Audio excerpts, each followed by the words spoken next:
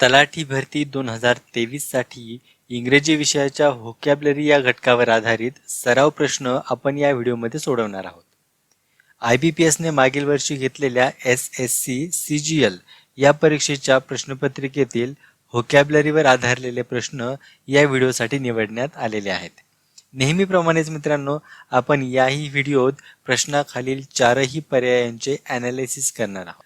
तर आपला महत्त्वाचा वेळ वाया न घालवता आपल्या प्रश्नांना सुरुवात करूया. मित्रांनो, तुमच्या समोर ही प्रश्नपत्रिका दिसते.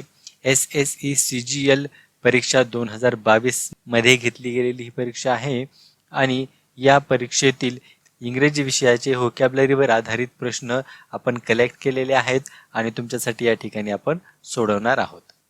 तर पहिला प्रश्न तुमच्या समोर आहे. Select the most appropriate option that can be substitute the underline segment in the given sentence. म्हणजे खाली दिलेल्या वाक्यामध्ये एक अंडरलाईन सेगमेंट आहे आणि तो सेगमेंट कोणता आहे? Introduce to good. Introduce to good हा जो सेगमेंट आहे हा कोणत्या पर्यायासाठी सबस्टिट्यूट ठरू शकतो? ठीक आहे, असा हा प्रश्न आपल्यासमोर आहे. तर आता आपण काय करूया, जी फ्रेज आपल्या समोर आहे किंवा जे अंडरलाईन सेगमेंट आपल्या समोर आहे त्या सेगमेंटचा अर्थ आपण समजून घेण्याचा प्रयत्न करूया. इंट्रोड्यूस टू गुड असं हे सेगमेंट आहे, अशी ही फ्रेज आहे आणि त्याचा अर्थ होतो समोर आणणे. समोर आणणे म्हणजे सर्व जगासमोर आणणे असा त्याचा अर्थ होतो. ठीक आहे. Oscar is the most prestigious award which is introduce to good actor in the year. म्हणजे जो ऑस्कर आहे हे कसं आहे? प्रेस्टिजियस म्हणजे अतिशय प्रतिष्ठेचं असं अवॉर्ड आहे, असा पुरस्कार आहे. आणि हे काय काम करत असतं तर जे चांगले ॲक्टर्स आहेत, चांगले कलाकार आहेत, त्यांना सर्व जगासमोर आणणं आणि त्यांना प्रसिद्ध करणं हे काम करत असतं. आता ऑप्शन्सकडे जाऊया. पहिला ऑप्शन आहे रिवॉर्डेड. याच्यामध्ये शब्द आहे रिवॉर्डेड. रिवॉर्डेडचा अर्थ काय होतो किंवा रिवॉर्डचा अर्थ काय होतो तर तो होतो बक्षीस. रिवॉर्डचा अर्थ काय होतो? बक्षीस. ठीक आहे. दुसरा आहे नॉमिनेटेड. नॉमिनेट म्हणजे नामनिर्देशन. आता या ठिकाणी नॉमिनेटेड आहे म्हणजे काय झाला त्याचा अर्थ? नामनिर्देशित. नामनिर्देशित. त्यानंतर तिसऱ्या ऑप्शनकडे जाऊया. तिसरा ऑप्शन आहे अवॉर्डेड. अवॉर्डेड म्हणजे काय? पुरस्कार. पुरस्कार. आणि चौथा आहे अटॅच टू फाईन म्हणजे जे चांगलं आहे त्याच्याशी संलग्न होणे. संलग्न असा त्याचा अर्थ होतो. आता आपण चारही पर्यायांचा अर्थ पाहिलेला आहे, त्याचबरोबर जी प्रश्नामध्ये फ्रेज दिलेली आहे तिचा सुद्धा अर्थ पाहिलेला आहे. तर तुमच्यापैकी कुणाला जर उत्तर येत असेल तर लगेच काही सेकंदांमध्ये कॉमेंटमध्ये तुमचं उत्तर मांडायचं आहे. तर आपण पाहूया इंट्रोड्यूस टू गुड म्हणजे काय? समोर आणणे किंवा प्रसिद्ध करणे. हे जे ऑस्कर अवॉर्ड असतं, हे ऑस्कर अवॉर्डमध्ये त्या व्यक्तीला किंवा त्या ॲक्टरला एक पुरस्कार दिला जातो. काय दिला जातो? पुरस्कार दिला जातो. आणि पुरस्कार देण्याकरवी ते काय करतात? त्या व्यक्तीला किंवा त्या ॲक्टरला सर्व जगासमोर आणणे किंवा प्रसिद्ध करण्याचं काम करत असतात. रिवॉर्ड म्हणजे बक्षीस आपण पाहिलं. नॉमिनेटेड म्हणजे नामनिर्देशित आपण पाहिलं. अटॅच म्हणजे संलग्न आपण पाहिलं. परंतु पुरस्कार हा जो शब्द आहे हा काय करतो? त्या व्यक्तीला त्याचं बक्षीस देतो आणि सर्व जगासमोर आणण्याचं आणि प्रसिद्ध करण्याचं काम करतो. या प्रश्नाचं उत्तर काय झालं? पर्याय क्रमांक 3 अवॉर्डेड टू बेस्ट. हा प्रश्न पहा. Identify the incorrectly spelled word in the given sentence. या ठिकाणी खाली एक सेंटेन्स दिलेला आहे आणि या सेंटेन्समध्ये एक शब्द असा आहे ज्याचं स्पेलिंग चुकीच्या पद्धतीने लिहिलेलं आहे, ते आपल्याला शोधायचं आहे. आणि सेंटेन्स काय आहे पहा.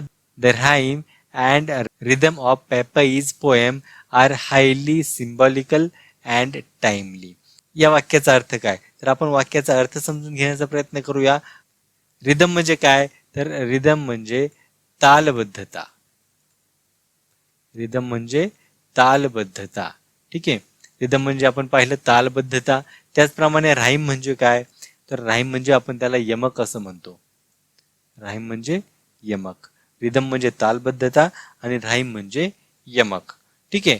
आता या ठिकाणी या कवीचं या ठिकाणी नाव लिहिलेलं आहे. Pepys poem are highly symbolical. Symbolical म्हणजे त्याला आपण द्योतक म्हणू, सूचक म्हणू शकतो किंवा प्रतिकात्मक असं सुद्धा म्हणू शकतो.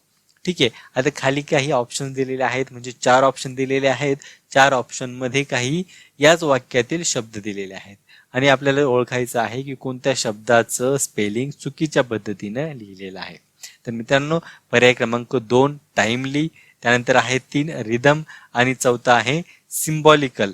या तीनही शब्दांचं स्पेलिंग अचूक पद्धतीने लिहिलेलं आहे, परंतु हा जो शब्द आहे या ठिकाणी राईम, याचं स्पेलिंग चुकीच्या पद्धतीने लिहिलेलं आहे. या राईम या शब्दाचं अचूक स्पेलिंग काय असतं?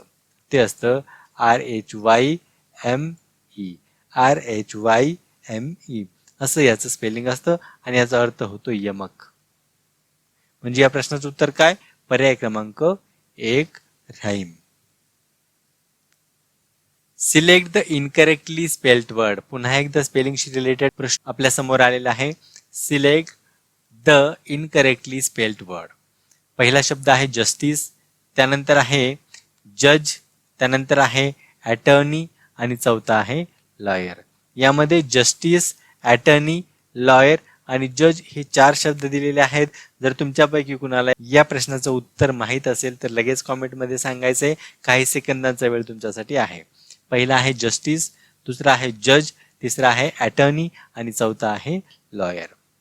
तर मित्रांनो, पहिला पर्याय, तिसरा पर्याय आणि चौथा पर्याय या तीनही पर्यायांचं स्पेलिंग अचूक पद्धतीने लिहिलेलं आहे. जस्टिस म्हणजे काय? तर जस्टिस म्हणजे न्याय किंवा न्यायाधीश असं आपण त्याला म्हणू शकतो. अटर्नी म्हणजे वकील, अटर्नी म्हणजे काय? वकील किंवा मुख्तार. तर लॉयर म्हणजे वकील किंवा विधिज्ञ. आणि जज म्हणजे काय? तर जज म्हणजे न्यायाधीश. परंतु हा जो जज आहे, हा जो शब्द आहे जज, याचं स्पेलिंग चुकीच्या पद्धतीनं या ठिकाणी लिहिलेलं आहे. तर त्याचं अचूक स्पेलिंग काय आहे? JUDGE, JUDGE. या ठिकाणी ई हे अक्षर अननेसेसरी लिहिलेलं आहे. अचूक स्पेलिंग काय असणार आहे? JUDGE. म्हणजे या प्रश्नाचं उत्तर काय झालं? पर्याय क्रमांक 2. Select the most appropriate synonym of the given word. आणि वर्ड दिलेला आहे ऑब्लिगेटरी. चला आता ऑब्लिगेटरीचा सर्वात आधी आपण अर्थ पाहणार आहोत. तर ऑब्लिगेटरीचा अर्थ होतो अनिवार्य. काय होतो? अनिवार्य. एखादी गोष्ट अनिवार्य असणे. त्यानंतर आवश्यक, आवश्यक सुद्धा आपण त्याला म्हणू शकतो. अनिवार्य, आवश्यक किंवा बंधनकारक असे आपण अर्थ त्यांचे घेऊ शकतो. बंधनकारक सुद्धा आपण त्याला म्हणू शकतो. ऑब्लिगेटरीचे अर्थ आपण पाहिले. आता आपण जाऊया ऑप्शन्सकडे. ऑप्शन्स मध्ये पहिला आहे अननेसेसरी. अननेसेसरी म्हणजे अनावश्यक, अनावश्यक, अनावश्यक किंवा जे आवश्यक नाही असे. त्यानंतर आपण त्याला अकारण असं म्हणू शकतो. अकारण, अकारण असं सुद्धा आपण त्याला म्हणू शकतो. दुसरं आहे कंपल्सरी. कंपल्सरी म्हणजे अत्यावश्यक, अत्यावश्यक. त्यानंतर त्याला आपण अजून काय म्हणू शकतो? अनिवार्य म्हणू शकतो. अनिवार्य, अनिवार्य सुद्धा आपण त्याला म्हणतो. तिसरं आहे चूजन. चूजन म्हणजे निवडक, निवडक. ठीक आहे. चौथा आहे ऑप्शनल. ऑप्शनल म्हणजे ऐच्छिक, ऐच्छिक किंवा वैकल्पिक, वैकल्पिक. आता आपल्याला 4ही पर्यायांचे अर्थ कळलेले आहेत. त्याचबरोबर प्रश्नामध्ये जो शब्द आहे त्याचा सुद्धा अर्थ कळलेला आहे. तर आता तुम्हाला तुमचं उत्तर नक्की सापडलेलं असेल. ज्या कुणाला उत्तर सापडलेलं असेल त्याने लगेच खाली कॉमेंटमध्ये त्याचं उत्तर सांगायचं आहे. तर ऑब्लिगेटरीचा आपण अर्थ पाहिला, ऑप्शनचा अर्थ पाहिला. ऑब्लिगेटरीचा अर्थ आपण पाहिला अनिवार्य, आवश्यक आणि बंधनकारक. आपल्याला शोधायचा आहे या ठिकाणी सिनोनिम. सिनोनिम म्हणजे समानार्थी शब्द. तर अत्यावश्यक, अनिवार्य किंवा बंधनकारक या अर्थाचा शब्द आपल्याला ऑप्शन्समध्ये कोणता दिसतोय? तर तो आहे कंपल्सरी हा शब्द. कंपल्सरी म्हणजे काय होतं? अनिवार्य किंवा अत्यावश्यक. म्हणजेच या ठिकाणी ऑब्लिगेटरी या शब्दाचा सिनोनिम किंवा समानार्थी शब्द कोणता आहे? पर्याय क्रमांक 2 compulsory. Select the most appropriate antonym. लक्षात घ्या, आपल्याला अँटोनिम शोधायचा आहे. आणि एक वाक्य दिलेलं आहे. वाक्य सुद्धा ते बरंच मोठं आहे, ते ॲक्च्युली पॅराग्राफच आहे. Build by king Narasimha first of the eastern Ganga dynasty from 1238 1250 CE. असा बराच मोठा पॅराग्राफ या ठिकाणी दिलेला आहे. आणि शेवटच्या वाक्यामध्ये एक शब्द दिलेला आहे अट्रॅक्ट्स, आणि हा अट्रॅक्ट्स हा शब्द कसा आहे, अंडरलाईन केलेला आहे. आपल्याला प्रश्नामध्ये हे सांगितलेलं आहे की अंडरलाईन जो शब्द आहे त्यासाठी अँटोनिम आपल्याला शोधायचा आहे, विरोधी अर्थाचा शब्द शोधायचा आहे. ठीक आहे, आता आपण अट्रॅक्ट या शब्दाचा अर्थ पाहून घेऊया. तर अट्रॅक्ट म्हणजे आकर्षित करणे. अट्रॅक्ट म्हणजे काय, आकर्षित करणे. ठीक आहे, त्यानंतर आपण आता ऑप्शन्सकडे जाऊया. एम्बडीज म्हणजे अंतर्भूत. ठीक आहे, अजून काय म्हणू शकतो, अंतर्भूत किंवा समाविष्ट असं आपण त्याला म्हणू शकतो. दुसरं आहे श्राउड.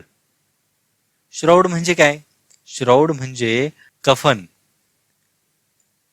मृत व्यक्तीला दफन करण्याच्या आधी जे कापड गुंडाळलं जातं किंवा ज्या कापडामध्ये गुंडाळलं जातं त्याला कफन असं म्हटलं जातं.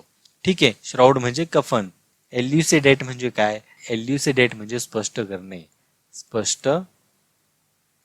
स्पष्ट करणे, एखादी गोष्ट स्पष्ट करणे. त्यानंतर आहे डेटर. डेटर म्हणजे प्रतिबंध करणे. प्रतिबंध करणे. आता चारही ऑप्शनचा आपण अर्थ पाहिला. त्यानंतर अट्रॅक्टचा सुद्धा अर्थ पाहिला. तुम्हाला तुमच्या प्रश्नाचं उत्तर सापडलेलं असणार आहे. ज्याला सापडलेलं आहे त्याने लगेच काही सेकंदाच्या आत आपल्या कॉमेंट बॉक्समध्ये आपलं उत्तर मांडायचं आहे. ठीक आहे, आता आपल्याला अँटोनिम शोधायचं आहे आकर्षितसाठी किंवा अट्रॅक्टसाठी.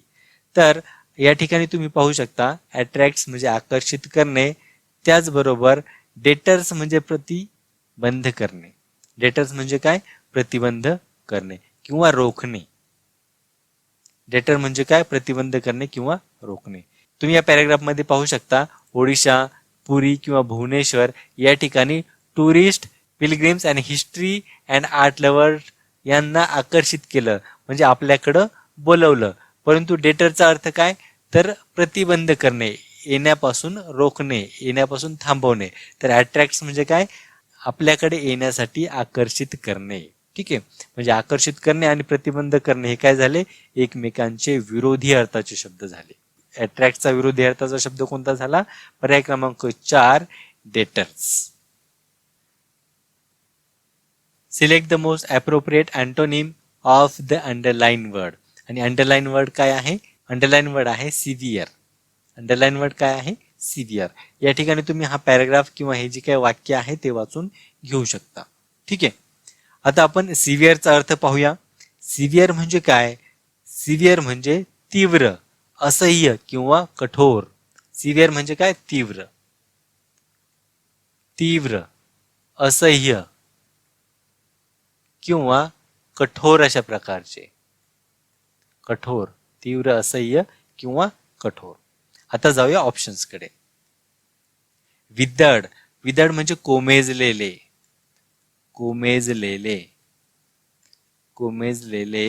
किंवा अजून त्याला काय म्हणू शकतो, म्लान म्हणू शकतो. म्लान, कोमेजलेले किंवा म्लान. त्यानंतर आहे सिक. सिक म्हणजे आजारी. सिक म्हणजे काय, आजारी किंवा रोगग्रस्त. आजारी किंवा रोगग्रस्त. त्यानंतर आहे जेंटल. जेंटल म्हणजे कोमल. कोमल किंवा मृदू. ठीक आहे, किंवा शांत. त्यानंतर आहे वोरॅसियस. वोरॅसियस म्हणजे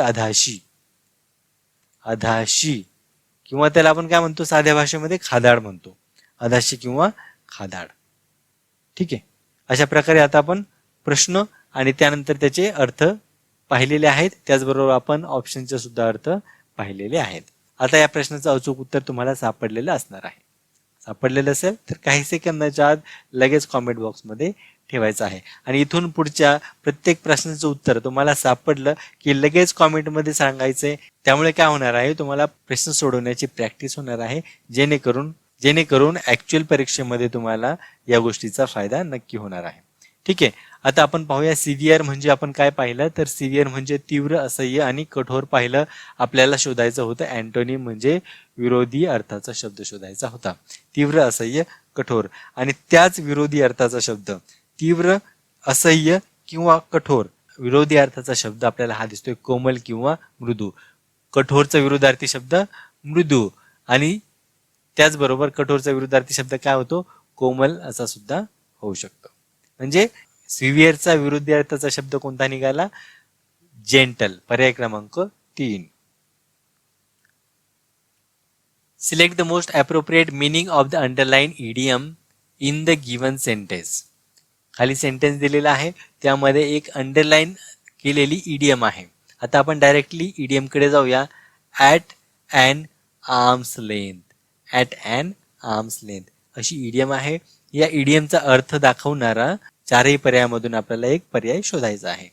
त्यासाठी आपल्याला या इडियमचा अर्थ माहीत असणं गरजेचं आहे. तर ही इडियम आहे ॲट अँड आर्म्स लेंथ. याचा अर्थ काय होतो, अंतर ठेवणे. अंतर ठेवणे, अंतर ठेवणे किंवा लांब राहणे. लांब राहणे किंवा आपण त्याला टाळणे सुद्धा म्हणू शकतो. ठीक आहे. आता जाऊया ऑप्शन्सकडे. अवे फ्रॉम इच अदर म्हणजे एकमेकापासून लांब राहणे. अवे फ्रॉम इच अदर म्हणजे एकमेकापासून लांब राहणे. ॲट अ डिस्टन्स म्हणजे ठराविक अंतर ठेवणे. ॲट अ डिस्टन्स म्हणजे ठराविक अंतर ठेवणे. अंडर रॅप्स म्हणजे गुंडाळणे किंवा गुंडाळलेले. त्यानंतर alert and prepaid. Alert and prepaid म्हणजे सतर्क राहणे किंवा तयारीत राहणे. सतर्क आणि तयारीत. आता आपण इडियम पाहिली ॲट अँड आर्म्स लेंथ म्हणजे काय, अंतर ठेवणे किंवा लांब राहणे. आणि त्यानंतर जो पर्याय क्रमांक 2 आहे त्याचा सुद्धा अर्थ असा काहीसाच होतो. ॲट अ डिस्टन्स म्हणजे लांब राहणे किंवा ठराविक अंतर ठेवणे. ठराविक अंतर ठेवणे. ठीक आहे. म्हणजे या दोन्ही शब्दांचा, या दोन्ही फ्रेजेसचा अर्थ जवळजवळ सारखा आहे. ॲट अँड आर्म्स लेंथ म्हणजे काय, अंतर ठेवणे, लांब राहणे. आणि ॲट अ डिस्टन्स म्हणजे ठराविक अंतर ठेवणे. म्हणजे ही जी इडियम आहे हिला सबस्टिट्यूट म्हणून आपण ही फ्रेज वापरू शकतो, ॲट अ डिस्टन्स. म्हणजे या प्रश्नाचं उत्तर काय झालं, पर्याय क्रमांक 2 at a distance. Select the most appropriate synonym of the underline word in the given sentence. हे सेंटेन्स आहे खाली, तुम्ही व्यवस्थित निवांत वाचून घ्या. आता मी डायरेक्टली जे अंडरलाइन वर्ड आहे त्याच्याकडे जातोय. हिस्टेरिकल शब्द काय आहे, हिस्टेरिकल. हा शब्द हिस्टोरिकल नाहीये, व्यवस्थित वाचून घ्या. हिस्टेरिकल आहे, HYSTERICAL. हिस्टेरिकल. ठीक आहे. हिस्टेरिकलचा अर्थ काय होतो, हिस्टेरिकल म्हणजे बेभान. बेभान म्हणजे काय, बिलकुलही भान नसणे, बेभान. आता ऑप्शन्स कडे जाऊया. इमोशनल म्हणजे भावनापूर्ण. इमोशनल भावनापूर्ण, भावनिक असं सुद्धा आपण त्याला म्हणू शकतो. दुसरं आहे डेंजरस. डेंजरस म्हणजे खतरनाक. खतरनाक. ठीक आहे. खतरनाक किंवा घातक. किंवा घातक. त्यानंतर धोकादायक. आपण फनीला काय म्हणतो, फनी म्हणजे गमतीदार. गमतीदार. मजेदार सुद्धा म्हणतो, मजेदार किंवा मजेशीर सुद्धा म्हणतो. त्यानंतर आहे स्कॅरी. स्कॅरी भीतीदायक. भीतीदायक ज्याची भीती वाटते असा, भीतीदायक. ठीक आहे. पहा बरं, तुम्हाला तुमचं उत्तर सापडलंय का. हिस्टेरिकल म्हणजे काय, बेभान. आणि आपल्याला शोधायचा आहे सिनोनिम म्हणजे समानार्थाचा शब्द. आता या जर पर्यायांचा विचार केला तर या पर्यायांमध्ये एक्झॅक्टली समान अशा अर्थाचा एकही शब्द आपल्याला दिसत नाहीये. परंतु जर आपण वाक्याला व्यवस्थित वाचलं तर आपल्याला दिलेल्या पर्यायांमधून नक्की साधर्म्य दर्शवणारा शब्द सापडणार आहे. आता आपण पहा, वाक्य वाचूया. Rahul was sharing some of his childhood stories and they were hysterical. तो काय करत होता, आपल्या चाइल्डहुडच्या म्हणजे आपल्या बालपणाच्या गोष्टी सांगत होता. काय सांगत होता, आपल्या बालपणाच्या गोष्टी किंवा घटना सांगत होता. अँड दे वर हिस्टेरिकल आणि त्या कशा होत्या, बेभान होत्या. लहानपणाच्या गोष्टी कशा असतात मित्रांनो, बेभान म्हणून केलेल्या काही गोष्टी असतात. आणि बेभान म्हणजेच काय, तर गमतीदार किंवा मजेदार असं आपण त्याला म्हणू शकतो. म्हणजे लहानपणाच्या गोष्टी कशा असतात, फनी असतात, गमतीदार असतात, मजेदार असतात. म्हणजेच त्या कशा असतात, बेभान म्हणून केलेल्या असतात, बेभानपणे केलेल्या असतात. ठीक आहे. तर राहुल ज्या काही गोष्टी त्यांच्या त्याच्या लहानपणी केल्या त्या सगळ्या बेभानपणे आणि मजेदारपणे गमतीदार पद्धतीने केलेल्या आहेत. म्हणजेच आपण जर वाक्य वाचून साधर्म्य लावण्याचा प्रयत्न केला तर नक्कीच आपल्याला फनी हा जो शब्द आहे तो हिस्टेरिकलशी समान अर्थाचा दिसून येतोय. म्हणजे या प्रश्नासाठी हिस्टेरिकलचा समानार्थी शब्द कोणता झाला? हिस्टेरिकल. आणि समानार्थी शब्द झाला फनी. ठीक आहे. एक्झॅक्टली समान जरी नसला तरी पूर्ण वाक्य वाचून आणि त्या वाक्याचं जे मर्म आहे त्याचा जर विचार केला तर फनी हा जो शब्द आहे तो हिस्टेरिकलशी समान वाटतोय. म्हणजे फनी काय झालं? या प्रश्नाचं अचूक उत्तर असणार आहे. Select the most appropriate option that can be substitute the underline segment in the given sentence. या खाली एक सेंटेन्स आहे आणि सेंटेन्समध्ये एक फ्रेज आहे, दो हार्ड वर्किंग. फ्रेज काय आहे? दो hard working.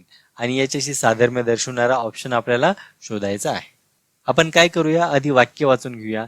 Not only is my brother intelligent though hard working too. म्हणजे एक साधारण एक अर्थ आपल्याला कळतोय की माझा जो भाऊ आहे तो फक्त इंटेलिजंट म्हणजे हुशारच नाही तर तो हार्डवर्किंग सुद्धा आहे. कसा आहे? हार्डवर्किंग म्हणजे मेहनती सुद्धा आहे. आणि या दो हार्डवर्किंग या फ्रेजसाठी आपल्याला एक ऑप्शन मधून फ्रेज शोधायची आहे. आता जर आपण इंग्रजी ग्रामरचा विचार केला तर नॉट ओनलीचे जे वाक्य असतात त्याच्यामध्ये काय असायला हवं? कॉमेंटमध्ये लगेच उत्तर द्या. नॉट ओनलीच्या वाक्यामध्ये काय असतं? नॉट ओनलीचा दुसरा भाग काय असतो? बट असतो. काय असतो? बट असतो. तर पाहूया बट कोणत्या ऑप्शनमध्ये आहे. या ठिकाणी ऑर आहे, या ठिकाणी बट आहे, या ठिकाणी सो आहे, या ठिकाणी एट आहे. म्हणजे फक्त याच ठिकाणी बट आहे. म्हणजे या पद्धतीने सुद्धा तुम्ही ऑप्शन किंवा जो काही प्रश्न आहे तो टॅकल करू शकता. ठीक आहे. प्रत्येक वेळेला नियमानुसारच जायला पाहिजे असं काही नाही. याप्रमाणे सुद्धा तुम्ही एखादा प्रश्न टॅकल करू शकता. Not only is my brother intelligent but hard working too. म्हणजे तो फक्त हुशारच नाही तर मेहनती सुद्धा आहे. म्हणजे साधारण या प्रश्नाचं उत्तर आपल्याला सापडलेलं आहे पर्याय क्रमांक 2 but hard working too. Select the most appropriate meaning of the given idiom. Idiom दिलेले आहे आणि इडियम काय आहे? Cut a poor figure. Idiom आहे कट अ पुअर फिगर. आता पाहूया आपण कट अ पुअर फिगर म्हणजे काय. कट अ पुअर फिगर म्हणजे चुकीच्या पद्धतीने छाप पाडणे. परंतु कशी? चुकीच्या पद्धतीने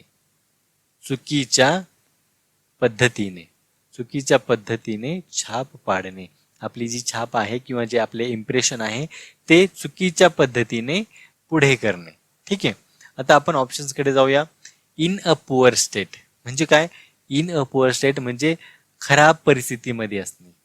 ठीक आहे. खराब परिस्थितीमध्ये असणे. To put a good impression म्हणजे चांगली छाप पाडणे. ठीक आहे. आपण पहिला ऑप्शन काय पाहिला? इन अ पुअर स्टेट म्हणजे खराब परिस्थितीमध्ये असणे. To put a good impression म्हणजे चांगली छाप पाडणे. इम्प्रेशन म्हणजे छाप, गुड म्हणजे चांगली छाप सोडणे, चांगली छाप पाडणे. To put a bad impression म्हणजे वाईट पद्धतीने आपली छाप पाडणे. ठीक आहे. आपली जी छाप आहे ती वाईट पद्धतीने किंवा चुकीच्या पद्धतीने पुढे करणे, समोर आणणे. त्यानंतर बॅड फिजिकल फॉर्म म्हणजे चुकीच्या पद्धतीचं आपलं फिजिकल फॉर्म म्हणजे आपलं शारीरिक स्वरूप जे काय आहे ते चुकीच्या पद्धतीने मांडणे. ठीक आहे. असे एक साधारण अर्थ या ऑप्शनचे होतात. आता आपण जर प्रश्नाचा विचार केला तर तो काय होतो? Cut a poor figure. Poor figure म्हणजे छाप पाडणे किंवा चुकीच्या पद्धतीचे वागणे किंवा चुकीच्या पद्धतीने आपली छाप पाडणे. आणि आपल्याला शोधायचं आहे मिनिंग. तर या ठिकाणी आपल्याला मिनिंग पाहायचं आहे चुकीच्या पद्धतीने छाप पाडणे आणि तशाच अर्थाचा या ठिकाणी एक ऑप्शन आहे टू अ बॅड इम्प्रेशन म्हणजे चुकीच्या पद्धतीने आपली छाप पाडणे किंवा चुकीच्या पद्धतीने स्वतःला प्रेझेंट करणे. म्हणजे या प्रश्नाचं उत्तर काय झालं? पर्याय क्रमांक 3 to put a bad impression चुकीच्या पद्धतीने स्वतःला प्रेझेंट करणे. Select the most appropriate meaning of the given idiom. Bear the palm. Idiom काय आहे? Bear the palm. Bear the palm म्हणजे बक्षीस जिंकणे किंवा जिंकणे. पहिली गोष्ट जिंकणे किंवा बक्षीस जिंकणे. ठीक आहे. जिंकणे किंवा बक्षीस जिंकणे बक्षीस मिळवणे. ठीक आहे. आता ऑप्शन्सकडे जाऊया. To bring joyful news. To bring a joyful news म्हणजे आनंदाची बातमी आणणे. ठीक आहे. 2 आहे टू लूज अ गेम म्हणजे खेळात हरणे, खेळ गमावणे, खेळामध्ये हरणे अशा प्रकारे अर्थ निघू शकतो. To advocate peace. To advocate peace म्हणजे शांततेचे समर्थन, शांततेचे समर्थन करणे. आणि to be winner. To be a winner. To be a winner म्हणजे जिंकणे. टू बी अ विनर म्हणजे जिंकणे. तर इडियमचा अर्थ आपण काय पाहिला? बिअर द पाम म्हणजे जिंकणे किंवा बक्षीस जिंकणे. आणि अशाच अर्थाचा एक ऑप्शन आहे टू बी अ विनर म्हणजे जिंकणे. आणि आपल्याला काय शोधायचं होतं? या इडियमचं मिनिंग शोधायचं होतं. आणि आपलं मिनिंग आपल्याला सापडलेलं आहे टू बी अ विनर. पर्याय क्रमांक 4. Select the option that can be used as one word substitute for the given group of words. आणि ग्रुप ऑफ वर्ड काय आहे? A loud appeal or demand. A loud appeal or a demand. आधी आपण या फ्रेजचं किंवा या group of वर्डचा अर्थ समजावून घेऊया. Loud appeal. लाऊड म्हणजे काय? लाऊड. लाऊड म्हणजे कर्कश. लाऊड म्हणजे काय? कर्कश किंवा जोरात किंवा प्रबल. प्रबल, कर्कश, जोराचा किंवा प्रबल असं काय आहे? कर्कश, प्रबल आणि जोराचं काय आहे? तर अपील. अपील म्हणजे काय? आवाहन. आवाहन. एक जोराची अपील, एक कर्कश अशी अपील किंवा मागणी असा एक साधारण अर्थ या फ्रेजमधून निघतोय. त्यानंतर ऑप्शन्सकडे जाऊया. पहिला ऑप्शन आहे प्रोटेस्ट. प्रोटेस्ट म्हणजे ओरड, ओरड किंवा निषेध, एखाद्या गोष्टीचा निषेध करणे. दुसरा ऑप्शन आहे एन्टोरेज. एन्टोरेज म्हणजे लवाजमा, लवाजमा. त्याला आपण परिवार सुद्धा म्हणतो, परिवार, लवाजमा किंवा परिवार. क्लॅमॉर. क्लॅमॉर म्हणजे गलबला, गलबला. त्यानंतर आरडाओरडा, गदारोळ असे अर्थ या क्लॅमॉरचे निघतात. त्यानंतर आहे गॅम्बिट. गॅम्बिट म्हणजे खेळाची एक पद्धत, खेळाची एक पद्धत, खेळाची एक पद्धत. या पद्धतीमध्ये काय केलं जातं? तर प्यादे समोरच्या व्यक्तीला किंवा आपल्या विरोधी पक्षाला किंवा विरोधी खेळाडूला प्यादे मारायला देऊन खेळायला सुरुवात केली जाते. या एका पद्धतीला गॅम्बिट असं म्हटलं जातं. ठीक आहे. सर्व ऑप्शनचा अर्थ आपल्याला मिळालेला आहे. आता आपण जाऊया या फ्रेजकडे. अ लाऊड अपील किंवा डिमांड म्हणजे कर्कश किंवा प्रबल असं आवाहन किंवा मागणी. तर अशाच अर्थाचा जो शब्द आहे तो क्लॅमोर हा आपल्याला दिसतोय. क्लॅमोर म्हणजे काय? गलबला किंवा गदारोळ. कर्कश ओरडणे किंवा प्रबळपणाने मागणी करणे म्हणजेच गलबला किंवा गदारोळ असा त्याचा अर्थ निघू शकतो. म्हणजे या प्रश्नाचं उत्तर काय झालं? पर्याय क्रमांक 3 clamour. Select the sentence that contains no spelling errors.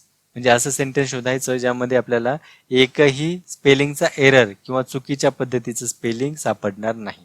तर या वाक्यांचं तुम्ही निरीक्षण केलं असता तुम्हाला असं आढळेल की पर्याय क्रमांक 4 यामध्ये एकही स्पेलिंगचा एरर नाहीये. She screeched hysterically after seeing the accident. Screech म्हणजे काय? स्क्रीच म्हणजे किंचाळणे. स्क्रीच म्हणजे किंचाळणे. हिस्टेरिकली म्हणजे आपण आताच पाहिलं बेभानपणे. आफ्टर सीइंग द ॲक्सिडेंट म्हणजे अपघात. तो अपघात पाहून जोरात किंवा अतिशय बेभानपणे किंचाळत सुटला असा याचा अर्थ होतो. हा जो चौथा पर्याय आहे यामध्ये एकही स्पेलिंगचं एरर नाहीये. म्हणजे आपल्या प्रश्नाचं उत्तर झालं पर्याय क्रमांक 4. Select the most appropriate antonym of the given word. आणि शब्द दिलेला आहे हंबल. हंबल म्हणजे काय? तर हंबल म्हणजे अतिशय नम्र. हंबल म्हणजे नम्र किंवा आपण त्याला विनयशील म्हणतो. विनयशील, विनयशील, नम्र किंवा विनयशील. आता ऑप्शन आहे डिसऑनर. डिसऑनर म्हणजे अपमान, अपमान. त्याला आपण मानहानी सुद्धा म्हणतो. मानहानी, अपमान किंवा मानहानी. त्यानंतर आहे प्लेझेंट्री. प्लेझेंट्री म्हणजे आनंददायी, आनंददायी. ठीक आहे. प्लेझेंट्री आनंददायी. त्यानंतर मॉडेस्ट. मॉडेस्ट म्हणजे सुद्धा विनम्र, विनम्र किंवा आपण त्याला साधा म्हणू, साधा, विनम्र किंवा साधा. चौथा आहे ॲरोगंट. ॲरोगंट म्हणजे उद्दाम, उद्दाम किंवा आपण त्याला काय म्हणतो, उद्धट, त्याला आपण म्हणतो उद्धट किंवा उन्मत्त किंवा गर्विष्ठ किंवा मगरूर, अनेक शब्द त्यासाठी आहेत. आता आपण पाहिलं की आपल्याला अँटोनिम या ठिकाणी विचारलेला आहे हंबल या शब्दासाठी. हंबल म्हणजे आपण पाहिलं नम्र किंवा विनयशील. तर नम्र आणि विनयशील याचा विरोधी अर्थाचा शब्द आपल्याला कशामध्ये दिसतोय, तो दिसतोय ॲरोगंट मध्ये. नम्र आणि विनयशील, तर याचा अर्थ उद्दाम किंवा उद्धट किंवा उन्मत्त किंवा गर्विष्ठ किंवा मगरूर. नम्रचा विरोधार्थी शब्द उद्धट. म्हणजे या प्रश्नाचं उत्तर काय झालं, पर्याय क्रमांक 4 ॲरोगंट. हंबलचा विरोधार्थी शब्द काय झाला, ॲरोगंट. पर्याय क्रमांक 4. Select the appropriate antonym of the word laborious from the given sentence. खाली या सेंटेन्स मधून आपल्याला लेबोरियस या शब्दासाठी काय करायचं आहे, एक अँटोनिम म्हणजे विरोधी अर्थाचा शब्द शोधायचा आहे.